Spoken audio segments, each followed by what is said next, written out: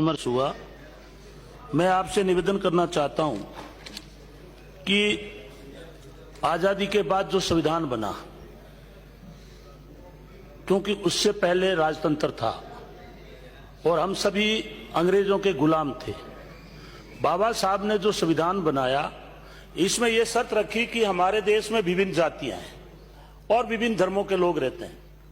उसमें जो जाति और जनजाति, अनुसूचित जाति जो गांव में रहती थी उनको अनुजाति का दर्जा दिया गया और जनजाति वो की जंगलों में रहती थी। लेकिन मैं अभी जो देखता हूं, और बाबा साहब ने अपनी पुस्तकों में भी लिखा है कि जनजाति के साथ में इतना अस्पृश्यता का व्यवहार नहीं होता था, छुआछूत का व्यवहार नहीं होता था।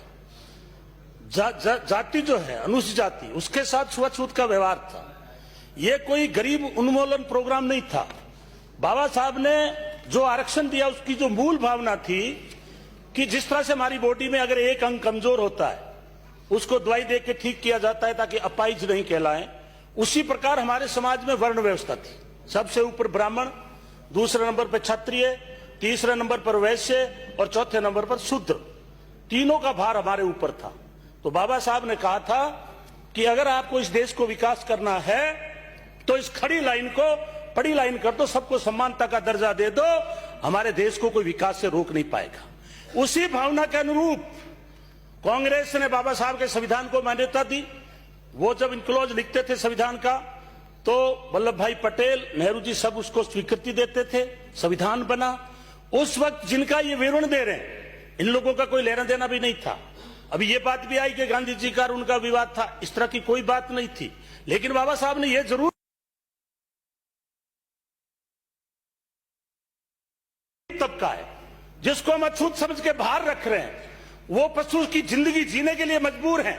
अगर उन्हें हमें बराबर लाना है तो हमें आरक्षण देने की आवश्यकता रहेगी। और उन्होंने ये कहा कि आरक्षण ये जब तक ही रहेगा जब तक इस देश में जाति व्यवस्था रहेगी। तो मेरा आपसे आग्रह है सभापति महोदय कि इस देश में सामाजिक समानता और आर्थिक समानता जब तक नहीं आएगी, जब तक ये जो है आरक्षण जारी रहेगा। क्योंकि चाहे आज आरक्षण आज ही खत्म कर दे, आरक्षण के नाम पे हमें गाली बहुत पड़ती थी, लेकिन अब तो ठीक हो गया कि ओबीसी को 27% आरक्षण, 10% श्रमण जाति को आरक्षण, कुछ गाली कमजोर हो गई। लेकिन मैं आपसे आग्रह करना चाहता हूं कि यदि आप इस देश को विकास की ओर ले जाना चाहते हो तो हमारे धर्म को सबसे पहले, जो हमारे समाज के ऊपर ये छुआछूत का कलंक है, इस कलंक को हमें खत्म करना पड़ेगा। छुआछूत हम तो करते नहीं, इसलिए हम चाहते हैं कि जिन्होंने ये गलती की है, ये सुधार उनको करना चाहिए। आज मैं देख रहा हूं एससी और एसटी के मुद्दे पर ज्यादातर एससी और एसटी के एमएलए बोल रहे हैं। मैं तो कहता हूं श्रमण जाति के नेताओं को बोलना चाहिए, ये बात गांव में जाके बोलनी चाहिए कि आज पूरे विश्व के अंदर एक बात की चर्चा है कि ये देश ऐसा है जो जातियों में बंटा हुआ है। ये आजादी से पहले मुगल आए, उनसे पहले तुगलक आए, उससे पहले गुलाम वंश आया, उससे पहले मीर कासिम आया। मुझे याद आता है अटल बिहारी जी का एक वीडियो देखा मैंने, वो गजनी गए, उन्होंने कहा मैं गजनी देखना चाहता हूं। लोगों ने कहा गजनी देख के क्या करोगे? गजनी देखा एक छोटा सा गांव। तो अटल बिहारी जी ने कहा कि मैं गजनी इसलिए देखना चाहता हूं कि गजनी बदमाश साथ में 10-20 ऐसा सामाजिक तत्व लेकर 16 बार सोमनाथ के मंदिर को लूट गया। यहां ज्यादा संख्या नहीं थी उसके पास, इसलिए उसने कहा मैं गजनी देखना चाहता हूं। तो वो क्यों लूट गया? क्योंकि हमारा समाज जाति और वर्ण व्यवस्था में फंसा हुआ था, हमारा में एकता नहीं थी। इसलिए जो हमारे देश में हम लोगों को हथियार की ट्रेनिंग नहीं थी। बंदूक कौन उठाएगा? क्षत्रिय उठाएगा। पूजा कौन करेगा? ब्राह्मण से करेंगे। वैश्य क्या करेंगे? व्यापार करेंगे। उस फूट का फायदा उठा करके और एक छोटा सा आदमी हमारे सोमनाथ मंदिर को लूट के और हमारी मूर्तियां तोड़ करके सोने और चांदी को खच्चर भर के अफगानिस्तान ले गया। ये मैं नहीं कह रहा हूं, ये अटल बिहारी वाजपेयी जी का वीडियो है। इसलिए हमें समझना चाहिए, चाहे महान पुरुष चाहे बीजेपी में रहा हो चाहे कांग्रेस में रहा हो, हम सबका सम्मान करते हैं। इसलिए मैं निवेदन करना चाहता हूं कि इस सामाजिक अस्पृश्यता का हम अपमान सहन करते हैं। हम कहीं भी जाते हैं, अगर हम ये कह दें हम हिंदू है, वो संतुष्ट नहीं होगा जब तक हम जाति नहीं बताएंगे। क्या प्यार बोलते तो ठीक हो, फिर कहेंगे जाति क्या है, तो फिर ये बात कहेंगे आपने इस जाति में कैसे जन्म हो गया। ये हमें बहुत पीड़ा है सभापति महोदय। और ये बात मैं कहता हूं, इस देश में नेता बहुत है, इस देश में नीति बहुत है, कमी है तो नीयत की है। अगर किसी आदमी की नीयत ठीक हो जाए शासन करने वालों की, तो ये कोई बात लंबी नहीं चल सकती। क्योंकि डॉक्टर अंबेडकर ने कहा था संविधान बड़ा है, लिखित है, पूरे विश्व में प्रशंसा होती है आज भी, लेकिन अगर संविधान को चलाने वाले लोग, सत्ता में बैठने वाले लोग अगर इस संविधान को ठीक तरह से नहीं चलाएंगे तो ये संविधान गलत कहलाएगा, गंदा कहलाएगा। इसलिए मैं आपसे निवेदन कर रहा हूं कि यदि आप लोग हमें आरक्षण दे रखा है, लेकिन अगर शासन चलाने वाले ठीक नहीं होंगे तो आरक्षण पूर्ण रूप से लागू नहीं होगा।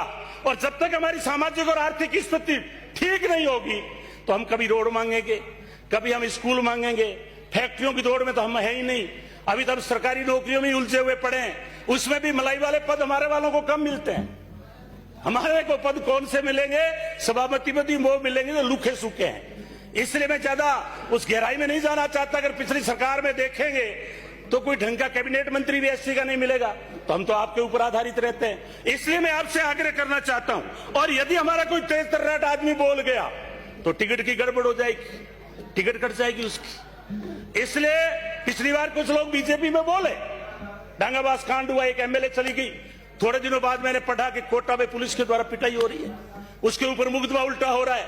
तो मैं कहना यह चाहता हूं आपसे कि आज हमें यह विचार विमर्श करना पड़ेगा, क्योंकि सामने बैठे हैं वो भी बुद्धिजीवी हैं, शासन चला चुके हैं, सारी बात अच्छी तरह से जानते हैं। लेकिन हमारी एक पीड़ा है, हम आर्थिक कमजोर रहने को तैयार हैं, हम झोपड़ी में रहने को तैयार हैं। हमने मोमबत्ती देख करके उसको रात को उजाला करके पढ़ाई की, एमए की, सामाजिक हॉस्टलों में रहे, हमें कोई दर्द नहीं, हमें लुखी सोखी रोटी मिली। आज भी हमारा बच्चा जो समाज कल्याण हॉस्टल में रह रहा है उसको कोई किसी तरह की बड़ी सुविधा नहीं है। हम जब हॉस्टल में जाते हैं, गद्दे पुराने हैं, चद्दर मेली पड़ी है, आटे में इलिया पड़ी है, सब्जी आती है उसमें भी आधा सुपरडेंट माल बढ़ा जाता है। इसलिए बहुत सारी बातें हैं, वो परिस्थिति हम झेलने को तैयार है।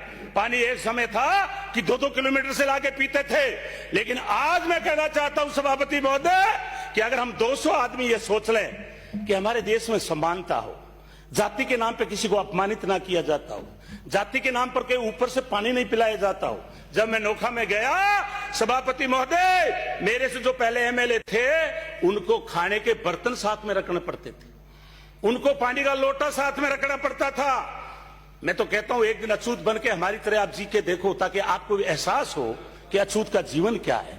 इसलिए मैं आपसे आग्रह करना चाहता हूं सभापति महोदय कि मैं ना आपसे धन की मांग कर रहा हूं, वो जो सुविधा है सभी आप इस संविधान के अंदर वो दें। मैं तो आपसे एक ही मांग कर रहा हूं, हमें आत्म सम्मान चाहिए। आप जाति के नाम पर हमें नीचा मत समझिए, इससे ये आपके भी देश में कलंक लगा हुआ है। अगर इस कलंक को जल्दी से जल्दी जितना मिटाओगे उतना ही आप विश्व में जो है बराबर का दर्जा प्राप्त करेंगे। क्योंकि आज आप विश्व शक्ति कहलाते हो, आप विश्व गुरु कहलाते हो, बड़ी बड़ी हम बात करते हैं, लेकिन डॉक्टर ने कहा था और उससे पहले उन्हें गुरु ने कहा था कि शिक्षा के बगैर कुछ भी नहीं है, शिक्षा एक शेरनी का दूध है। आज आईएएस बने बैठे हैं, आज सभापति महोदय आप बैठे हैं, हमारे प्रतिपक्ष के नेता बैठे हैं। अगर हम एजुकेटेड नहीं होते, हम किताबें नहीं पढ़ते, हमें ज्ञान प्राप्त नहीं होता। इसलिए हम अंधविश्वास की तरफ बदले जाइए। आज पूरे देश का पिछले 5 साल में माहौल खराब है, जाति और धर्म के नाम पे लोगों को मारा जा रहा है, जगह जगह दंगे करवाए जा रहे हैं। आखिर ये कौन करवा रहा है? क्या कोई विदेशी ताकत है यहाँ पे? क्या यहाँ कोई पाकिस्तान का इन्वॉल्वमेंट है या कोई दूसरे चाइना का इन्वॉल्वमेंट है? मैं इसलिए निवेदन करना चाहता हूं सभापति महोदय कि अगर हम देखते हैं वीडियो, एक गरीब दलित बच्चे को पीट के बुरी तरह से बांध के पीट के हत्या कर दी जाती है। एक अल्पसंख्यक के, चलो अल्पसंख्यक की आज बात नहीं करेंगे, एससी की बात, फिर भी किसी भी जाति और धर्म के नाम पर उसको अपमानित मत करो। आज यूपी के अंदर राम राज्य है, वहां आज गांव के गांव में दलितों को पीटा गया। इसलिए मैं आग्रह करता हूं कि जो भी अपराध करेगा वो दबंग जाति का होगा, 2 मिनट में, और दबंग जाति का नेता ही यहाँ पावरफुल होगा, तो फिर आखिर उस अपराधी को कौन पकड़ेगा? इसलिए मैं हाथ जोड़ के निवेदन करता हूं, हमें आप कुछ मत दो, लेकिन हमें बराबर का सम्मान दे दीजिए, ताकि हमारे देश की तरक्की हो और विश्व में जो हमारा असामाजिकता का जो कलंक लगा हुआ है, इस हम कलंक को मिटा सके, ताकि आपको बार बार धर्मांतरण के नाम पे प्रदर्शन नहीं करना पड़े। एक आदमी की क्या औकात कि ईसाई धर्म के नाम पे वो धर्मांतरण करा रहा है? देश हमारा है, हम लोग देश के हैं, इसलिए आप यहां, चूंकि आपको मीडिया में खबर बनानी है, उसकी बजाय एक प्रभावशाली आदमी अगर उस गरीब को इज्जत देगा, वो आदमी धर्म परिवर्तन नहीं करेगा। मैं एक उदाहरण देके बैठूंगा। मेरे एक बेगवाल अलादीन बन गया, मुसलमान धर्म परिवर्तन कर लिया। मैं गया, मेरे मामा लगता था, मैंने कहा मामा, छगना राम नाम था, थोड़े दिन पहले की बात है, कोई 10 एक साल पहले। मैंने कहा आप अलादीन कैसे बने? उन्होंने कहा गोविंद राम, मेरे पे 20,000 रुपया कर्जा था, मैं किसी के पास जाता हूं बढ़िया उधार नहीं देता, किसी के पास जाता हूं उधार पैसा नहीं देता, किसी के पास जाता हूं कि पानी पिला तो जाति पहले पूछते हैं। आज मैं अलादीन बन गया हूं, मस्जिद में बैठा हूं, चारों तरफ से आराम से मेरे को नॉन वेज बकरे बढ़िया बढ़िया काट के खिलाते हैं, अच्छी मेरी सेवा करते हैं, मौलवी जी कह के मेरे को बतलाते हैं, मेरे तो कलंक मिट गया छुआछूत का।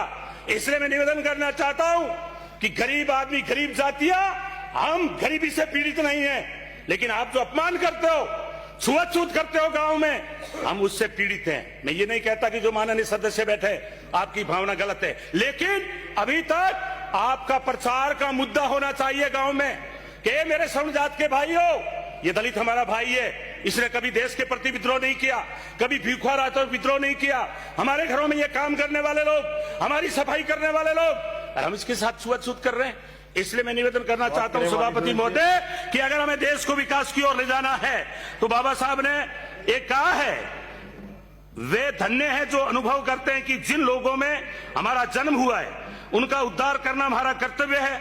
धन्य है वे जो गुलामी का खात्मा करने के लिए सब कुछ न्यौछावर करते हैं, और धन्य वे हैं जो सुख और दुख, मान और सम्मान, कष्ट और कठिनाइयों, आंधी और तूफान की परवाह किए बिना तब तक संघर्ष करते रहेंगे जब तक एस्प्रियों को, अछूतों को उनके मानवीय जन्म सिद्ध अधिकार ना मिल जाए। आपने समय दिया, इसी के साथ धन्यवाद, बहुत बहुत धन्यवाद। बलवान पुनिया।